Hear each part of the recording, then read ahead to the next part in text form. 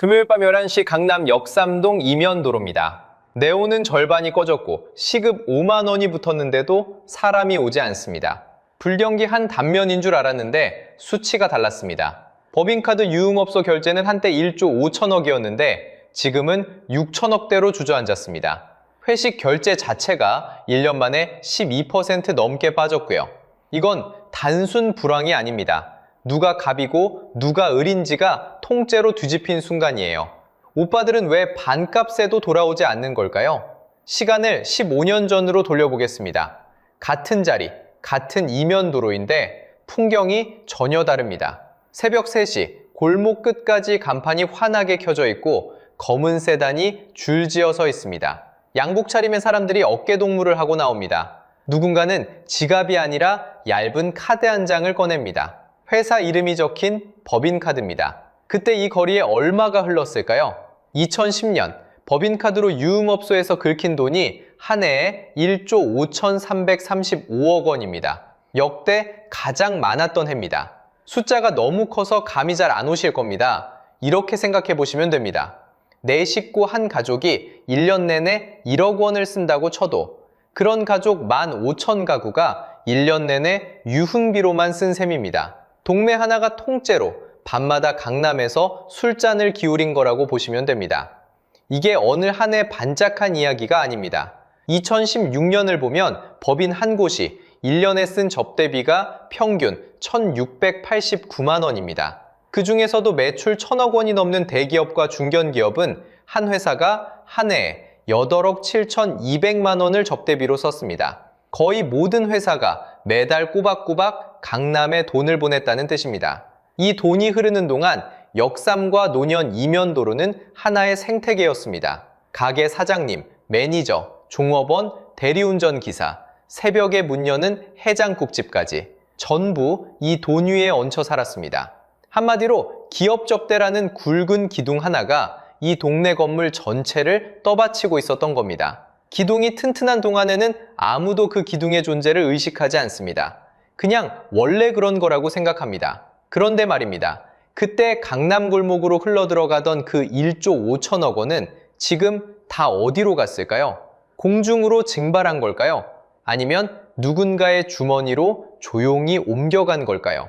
이 질문이 오늘 이야기의 진짜 출발점입니다. 튼튼해 보이던 기둥에도 금이 가는 순간이 옵니다. 그 기둥을 무너뜨린 첫 번째 방아쇠는 2016년 가을 어느 날이었습니다. 그럼 뭐가 그 기둥을 먼저 건드렸을까요? 답은 하나의 날짜로 시작합니다. 2016년 9월 28일 김영란법, 정식 명칭은 청탁금지법이 시행된 날입니다. 이날을 기점으로 법인 접대비는 서서히 그러나 구조적으로 줄기 시작합니다. 숫자로 먼저 보여드릴게요.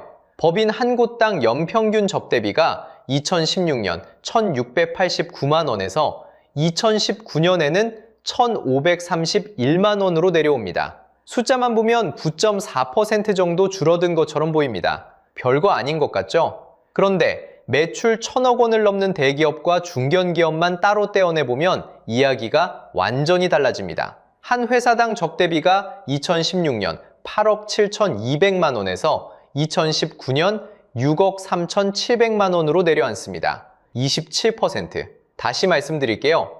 대기업 한 회사가 3년 만에 접대비를 27% 줄인 겁니다. 우리가 1년 가계부에서 외식비 3분의 1을 도려낸 것과 같은 크기입니다. 그런데 그게 한두 회사가 아니라 매출 상위 기업 전체에서 동시에 일어났어요.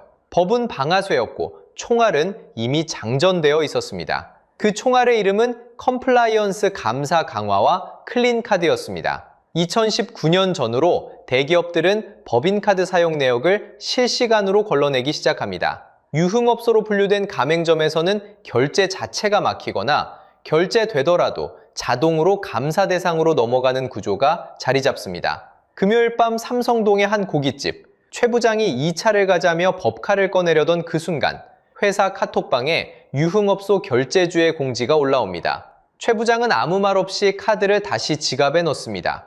이 장면이 전국에서 수만 번 조용히 반복된 시기였습니다. 그 결과 법인카드로 유흥업소에서 결제된 금액은 2010년 1조 5,335억 원에서 2019년 8,609억 원으로 주저앉습니다. 9년 만에 43.9%가 사라진 겁니다. 그리고 마지막 쐐기는 의외의 곳에서 박힙니다. 2025년 1월 21일 한국세무사회가 소속 세무사들의 법인카드에서 유흥업소 사용을 전면 금지하는 클린카드 지침을 시행합니다. 숫자를 다루는 사람들이 스스로 자기 법카에서 유흥업소를 지운 사건이었습니다. 상징적이지 않습니까? 그런데 제도만으로는 여기까지 무너질 수 없었습니다. 진짜 가소페달은 따로 있었어요. 그 가소페달을 밟은 건 2030 직장인들의 회식 거절 한 문장이었습니다. 법인카드가 방아쇠였다면 사람들의 선택은 총알이 향한 방향이었습니다. 그런데 그 방향이 완전히 달라졌어요. 한 조사에서 회식이 필요하다고 답한 비율이 20대에서 47.5%였습니다. 50대 이상은 68.9%.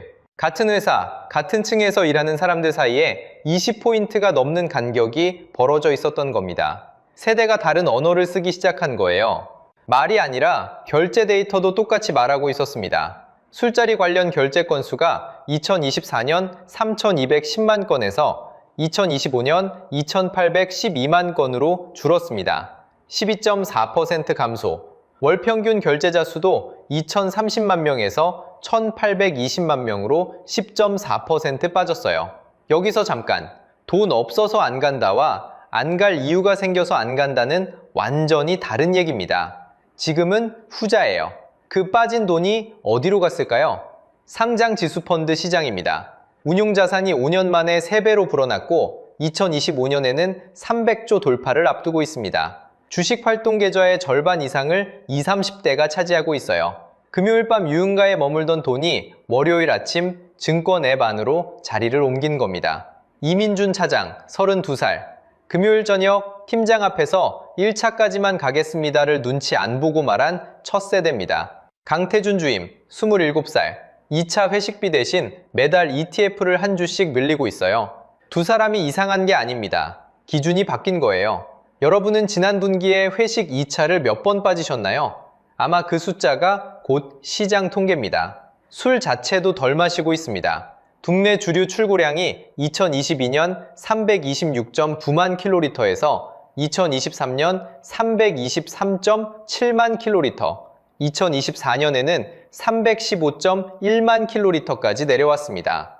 2년 연속 감소입니다. 그런데 이렇게 세대가 달라졌다, 한 줄로 끝났으면 이 영상이 필요 없었을 겁니다. 진짜 충격은 다음 장면부터입니다. 업주가 직접 시급 5만 원을 부르는 장면. 갑과 을이 뒤집히는 바로 그 순간입니다. 시급 5만 원이 진짜냐고 되물으시는 분들이 많을 거예요. 한번 차분히 들여다보겠습니다. 강남 어느 골목에서 마담이 새벽 1시에 단골 카톡방에 메시지를 올립니다. 오빠들, 오늘도 안 옴? 손님 얘기가 아닙니다. 일할 사람 얘기예요. 예전에는 줄을 서던 자리였습니다. 지금은 업주가 시급 5만 원을 불러도 전화기가 조용합니다.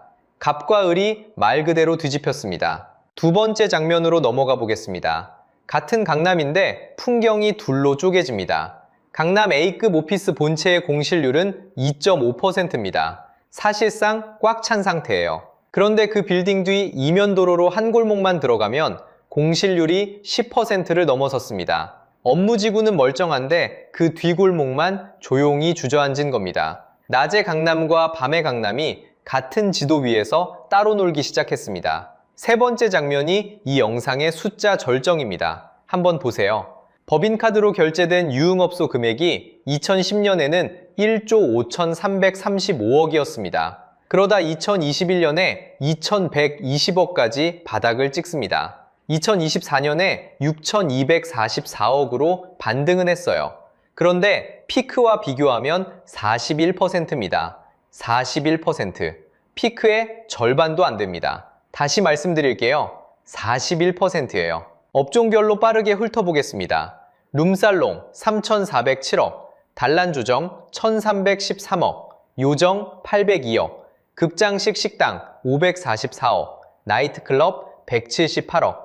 그리고 더 결정적인 숫자가 하나 있습니다. 같은 해 전체 법인카드 사용액이 176조 5,600억이었는데 이 가운데 유흥업소가 차지한 비중은 0.4%입니다. 접대라는 단어가 한국 경제의 기둥이던 시절은 이 숫자 안에 이미 남아있지 않습니다. 그럼 업소가 반값만 받으면 되지 않느냐고 물으실 수 있어요. 그런데 반값이어도 안 옵니다. 왜냐하면 거기에 리스크 한 겹이 더 있거든요. 한 번 엮이면 경력이 날아가는 장면이 너무 많이 쌓였습니다. 돈 쓰고도 쇠고랑 찰 확률이라는 말이 농담이 아니라 계산식이 되어버린 거예요. 앞에서 말씀드린 방아쇠와 총알 기억나시죠? 방아쇠가 당겨진 다음에 날아오는 총알이 예전에는 숙취였다면 지금은 뉴스 헤드라인과 인사조치입니다. 반값이 문제가 아니라 이름이 문제인 상황이 된 거예요. 한때 꽃이었던 자리가 이제는 덫이 되었습니다. 업주도 종사자도 손님도 누가 나빠서가 아니라 자리 자체의 규칙이 바뀐 겁니다. 그래서 우리는 유흥가가 망했다 해서 끝낼 수가 없습니다. 이건 유리바닥 한 장이 무너진 신호거든요. 자, 이제 우리가 본 풍경을 한 걸음 떨어져서 봐야 합니다. 강남 유흥가가 조용해진 건 단순히 술집 몇 군데가 문을 닫았다는 이야기가 아닙니다. 저는 이걸 유리바닥이 깨진 순간이라고 부르고 싶습니다. 예전에는 경기가 아무리 나빠도 이 바닥만큼은 안 무너진다. 여기까지는 돈이 흐른다 하는 마지막 층이 있었습니다. 그 유리바닥이 금요일 밤 11시에 쩍 하고 갈라진 겁니다. 그리고 이 금은 유흥가에만 난 게 아닙니다.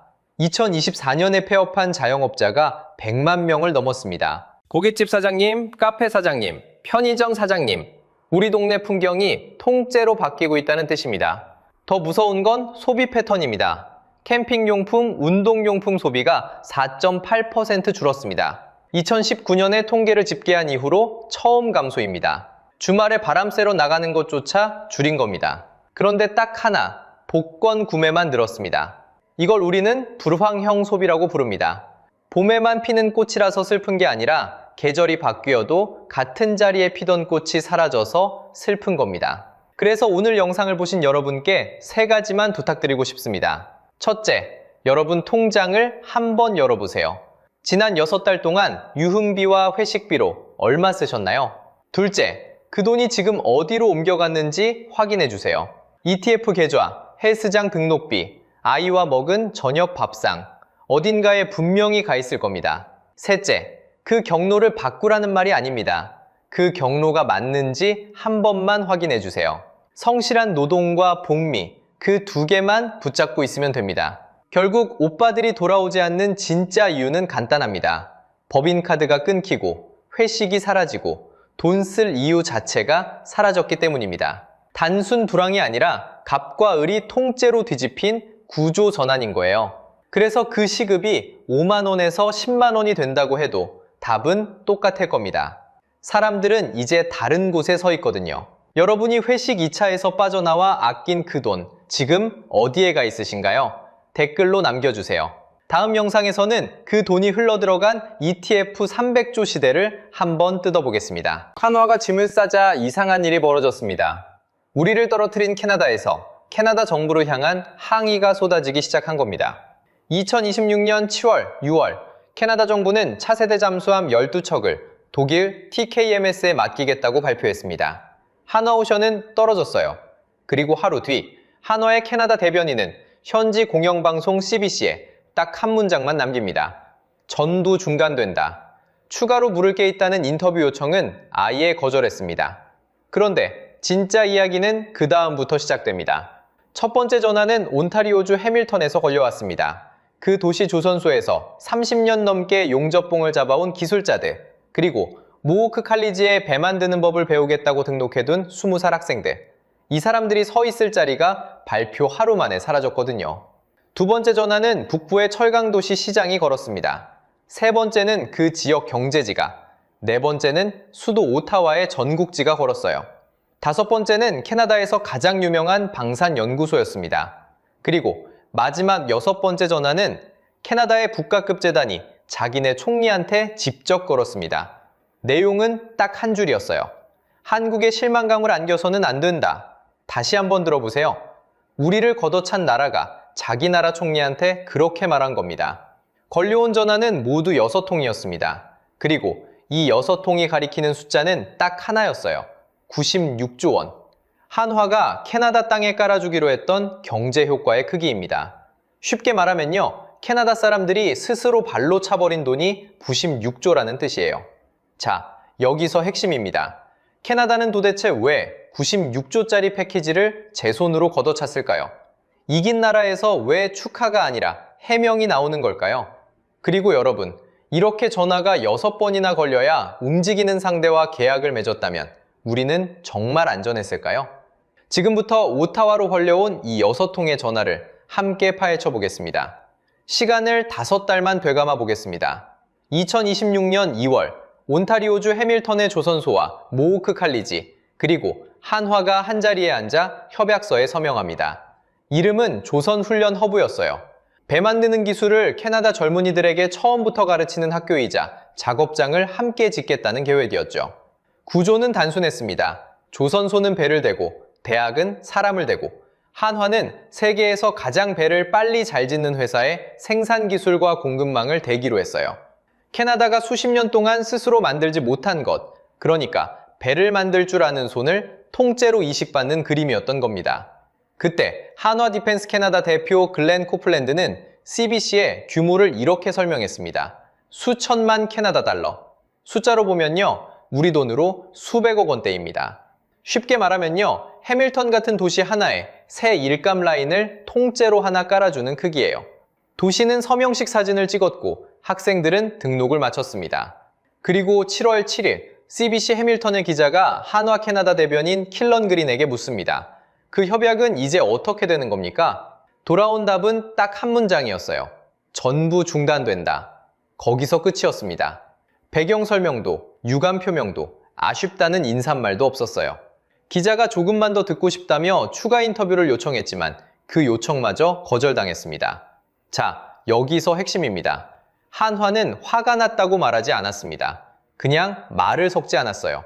한 문장, 그리고 침묵. 캐나다 사람들이 발표 다음 날 마주한 건 반박도 항의도 아니고 조용히 닫힌 문이었던 겁니다. 그런데 오해는 하지 마세요. 이건 삐져서 판을 엎은 게 아니에요. CBC가 확인한 이 협약의 원래 조건은 아주 분명했습니다. 한화가 잠수함 사업에 선정되는 것을 전제로 한 협약. 선정이 안 되면 저절로 사라지는 문서였던 거죠. 보복이 아니라 조건이 사라진 겁니다. 계약서에 적힌 대로 됐을 뿐이에요. 문이 닫힌 자리에 남은 건 캐나다 사람들이었습니다. 온타리오 조선소의 사업개발 부사장 테드 커크패트릭은 이렇게 말합니다. 한화가 약속했던 건 지식과 기술을 넘겨주고 사람을 가르치는 일에 기반을 뒀기 때문에 금액으로 환산하기는 어렵지만 상당한 의미가 있었을 것이다. 돈으로 얼마인지 세어보려 했지만 세지 못하겠다는 말입니다. 그 말을 한 사람은 한국 사람이 아니라 그 협약에 자기 회사 이름을 걸었던 캐나다 임원이에요. 같은 조선소의 대표 션 파둘로의 답은 더 짧았습니다. 지어야 했던 훈련선을 어떻게 할 거냐는 질문에 수주가 없어도 자체 부담으로 짓겠다고 했어요. 발주처 없이 자기 회사 돈으로 말입니다. 모호크 칼리지와 맺은 별도 협약도 그대로 끌고 가겠다고 덧붙였습니다. 세계적인 조선사의 생산 기술과 공급망을 끌어다 쓰겠다던 계획은 이제 그 도시가 혼자 감당해야 할 짐이 됐습니다. 결정은 수도 오타와에서 났는데 문은 해밀턴에서 닫힌 거죠. 그리고 그 도시의 누구도 이 결정에 한 표를 행사하지 못했습니다. 그런데 이 전화는 시작에 불과했습니다. 두 번째 전화를 건 사람은 순 세인트 마리 시장, 매튜 슈메이커입니다. 순 세인트 마리는 온타리오 북쪽 끝에 있는 철강 도시예요. 시장의 말은 짧았습니다. 우리 지역 전체가 그 계약의 혜택을 봤을 것이다. 이 사람은 지난 4월에 한화오션 대표단을 직접 만났던 시장입니다. 악수를 하고 도면을 보고 일정까지 들었던 사람이 석 달 만에 자기 나라 정부를 향해 입을 연 겁니다. 도대체 이 도시는 왜 이렇게까지 절박했을까요? 이 도시의 심장은 알고마스틸이라는 제철소입니다. 그런데 지난 3월 알고마스틸은 약 1000명에게 해고를 통보했어요. 전체 인력의 40%입니다. 쉽게 말하면요, 아침마다 공장 정문으로 들어가던 10명 중 4명이 그대로 사라진 거예요. 이유는 미국이 캐나다 철강에 매긴 50% 관세였습니다. 팔 곳이 막히니 고로에 불부터 껐고 불이 꺼진 자리에서 사람이 밀려났습니다. 연방정부와 온타리오주가 급하게 5억 달러 금융 지원을 밀어 넣었지만 그건 회사를 살리는 돈이지 해고된 사람을 다시 부르는 돈은 아니었어요. 그 도시로 들어오기로 했던 돈이 따로 있었습니다. 한화가 지난 1월에 서명한 구속력 있는 양해각서, 구조용 현강 공장입니다. 숫자로 보면요, 3억 4,500만 캐나다 달러, 우리 돈으로 3,450억 원이에요. 쉽게 말하면요, 잘려나간 1,000명 가운데 최대 500명을 연말까지 다시 공장 안으로 들여보낼 수 있는 돈이었습니다. 종이장에 찍힌 서명 하나가 아니라 저녁 식탁 500개가 걸려 있었던 거죠. 잠수함 계약서에 이름 하나를 적어 넣는 결정이 그 도시 500가구에 다음 달 월급을 갈랐습니다. 한화는 여기서 한 걸음 더 나갔던 회사입니다. 6월엔 캐나다에서 만들 군용 차량에 알고마 스틸의 강제를 쓰겠다는 문서까지 추가로 맺었거든요.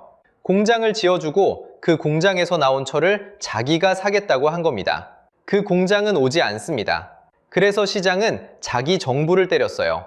앞으로 방산 조달에서 알고마 스틸과 캐나다산 철강이 반드시 쓰이도록 만드는 것, 그게 연방정부의 핵심 책무라고요. 잠수함을 독일에 넘긴 총리를 향해 자국 도시의 시장이 공개적으로 요구한 겁니다. 세 번째 전화도 같은 북부에서 걸려왔습니다. 이번엔 배학이었어요. 레이크헤드 대학교의 방산 경제 전문가 칼 스코그스타드 교수입니다. 그의 진단은 당담했습니다. 한화 제안에는 알고마 스틸로 갈 돈이라는 북부 온타리오에 대한 명확한 혜택이 있었다. 지역으로선 확실히 불행한 일이다. 그 지역 경제지 노던 온타리오 비즈니스도 같은 편에 섰습니다. 정부가 한화를 골랐다면 알고마에 상당한 이익이 돌아갔을 거라고요. 도시가 말하고 학교가 말하고 지역신문이 말했습니다. 정작 그 전화를 받아야 할 오타와만 조용했어요. 그런데 이 교수는 마지막에 이상한 말을 한마디 덧붙였습니다. 방산에서 모든 조달은 정치적이다. 이 한 문장의 의미는 마지막에 다시 돌아오겠습니다. 네 번째 전화는 수도에서 걸려왔습니다. 오타와 시티즌, 캐나다 수도를 대표하는 전국지예요. 이 신문이 지면에 박아넣은 문장은 딱 한 줄이었습니다. TKMS의 잠수함은 현재 어느 나라에서도 운용되고 있지 않다. 다시 읽어보시죠. 어느 나라에서도 운용되고 있지 않다. 그러면서 이 신문은 자국 정부에 되물었습니다. 이미 실전에서 바닷속을 다니고 있는 한국 잠수함을 두고 도대체 왜 저 배를 골랐느냐고요. 숫자로 보면요, 캐나다가 사기로 한 배는 독일과 노르웨이가 함께 개발한 212시리형 잠수함입니다. 이 배는 지금까지 단 한 척도 건조를 마치지 못했어요. 바다에 나가 실제로 운용된 시간은 정확히 0시간입니다. 독일이 6척, 노르웨이가 6척을 주문에 짓고 있는 중일 뿐이죠. 쉽게 말하면요, 도면과 계약서는 있는데 물에 떠 있는 완성품은 지구 어디에도 없다는 뜻입니다. 자, 여기서 핵심입니다. 캐나다가 받기로 한 건 12척이에요. 독일 6에 노르웨이 6을 더해도 12입니다. 그러니까 캐나다는 이 배를 설계한 두 나라를 합친 것보다 더 많이 굴리는 나라가 됩니다. 세계 최대 운용국이죠.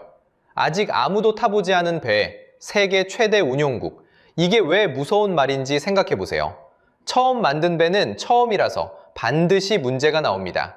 소음이 예상보다 크거나 배터리가 계획만큼 안 버티거나 부품 하나가 자꾸 말썽을 부리거나요. 보통은 그 배를 설계한 나라가 먼저 몇 척 굴려보면서 그 문제를 다 겪고 고치고 매뉴얼을 만듭니다. 그 다음에 다른 나라가 사가죠. 그런데 캐나다는 그 순서를 건너뛰었습니다. 가장 많이 사면서 가장 먼저 겪는 나라가 된 거예요.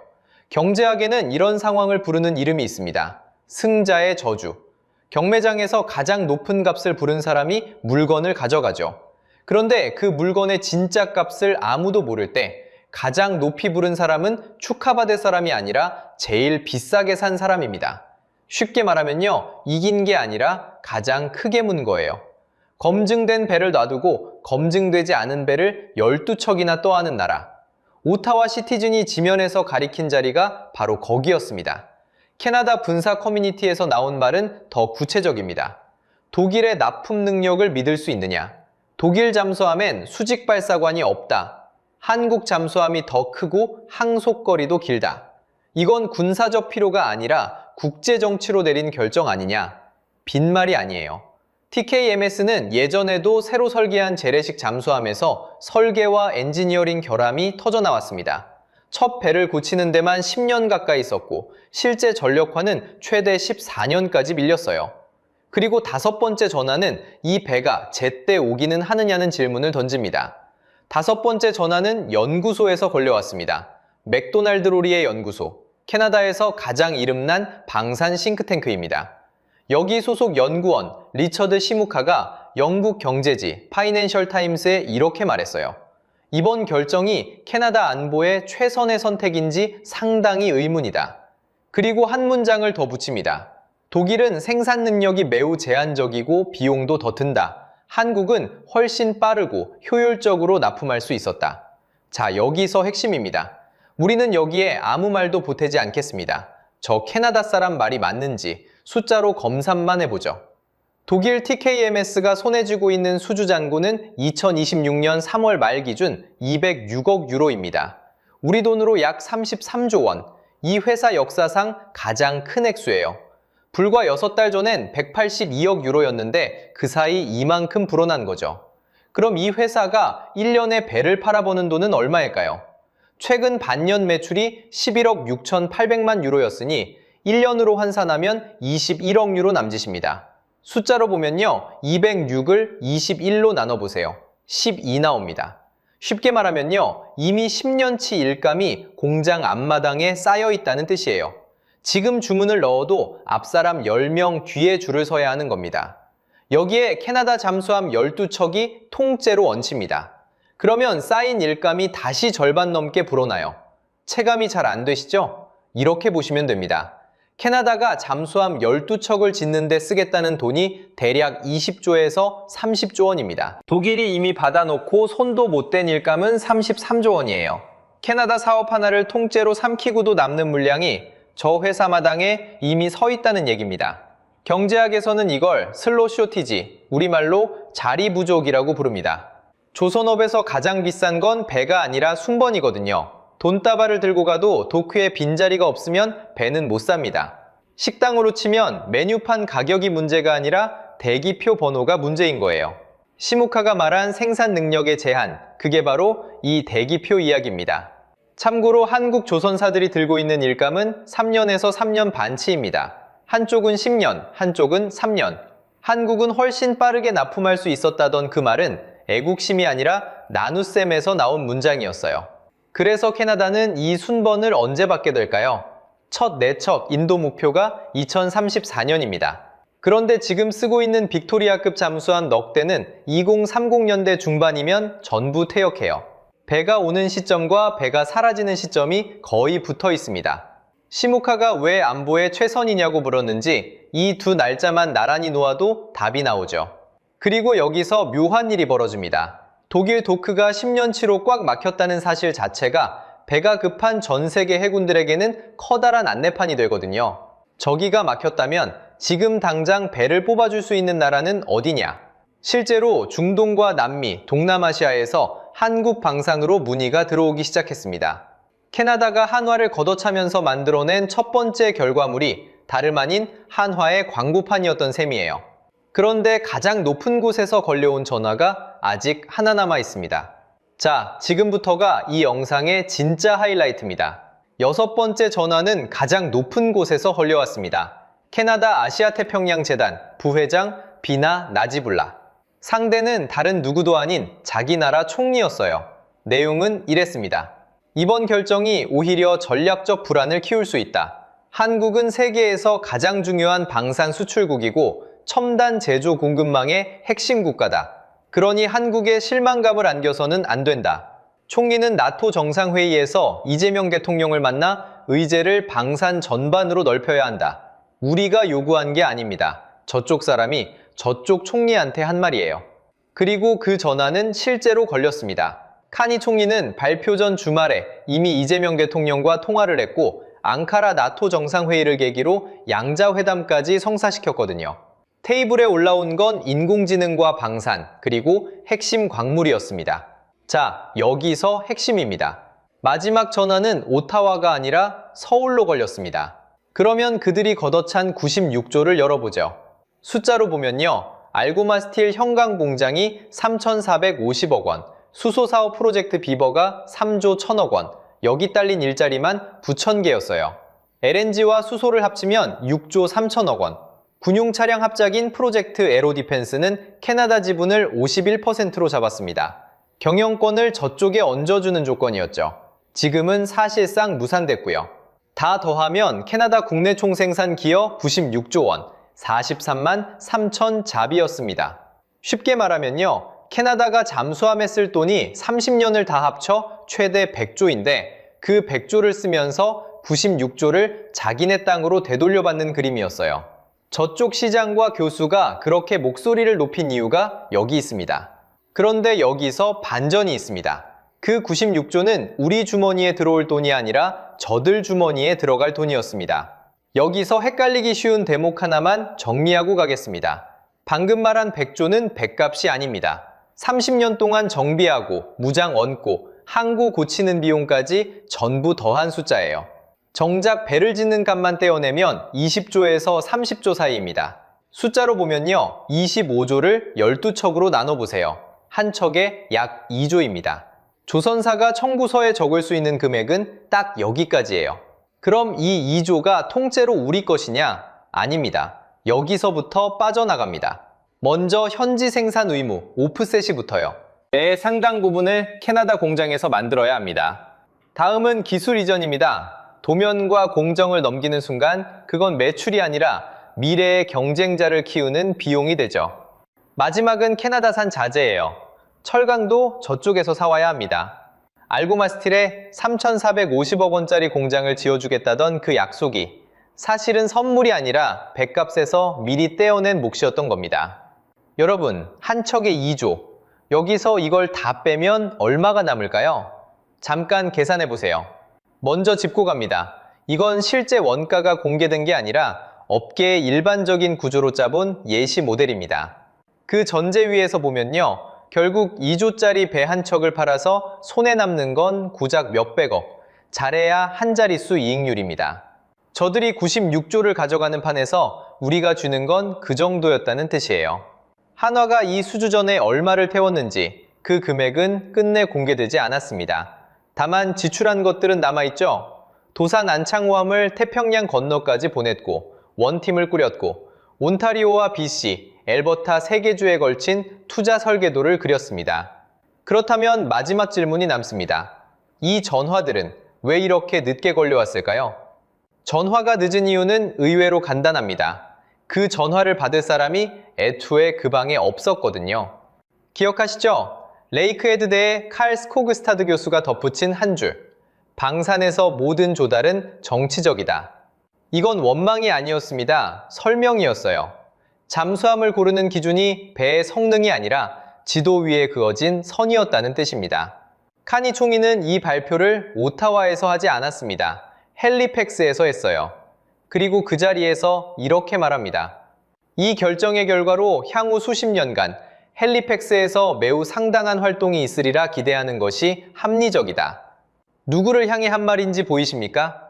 잠수함의 유지와 정비 물량은 동쪽 끝 헬리팩스의 아이빙, 서쪽 끝 비토리아의 시스펜으로 갑니다. 오타와는 온타리오의 제조와 철강을 버리고 해안을 택한 겁니다. 그러니 순 세인트 마리의 시장이, 해밀턴의 조선소가, 북부의 경제지가 아무리 소리를 질러도 전화는 닿지 않았어요. 받을 사람이 그 방에 없었으니까요. 발표 장소가 이미 답이었던 셈이죠. 벽은 하나 더 있었습니다. 캐나다는 2949년에 나토를 만든 창설국입니다. 독일은 2955년에 들어왔죠. 한국은 나토 파트너국, 쉽게 말하면 옆자리에 앉는 손님입니다. 훈련도 정비도 승조원도 함께 굴리는 식구들 사이에 배를 아무리 잘 만들어도 손님이 끼어들기는 어렵습니다. 배의 문제가 아니라 자리의 문제였던 거예요. 명분은 숫자로도 채워졌습니다. 독일 쪽은 65만 자비어스를 제시했고 한화는 43만 3천이었어요. 그런데 자비어스는 사람 수가 아닙니다. 한 사람이 1년을 일하면 일이 되는 연인원이에요. 일자리 65만 개가 생긴다는 말이 아니라 일한 횟수를 전부 더한 장부상의 합계라는 겁니다. 캐나다를 비난하자는 게 아닙니다. 저들에겐 저들의 계산이 있었습니다. 문제는 우리 쪽 계산이죠.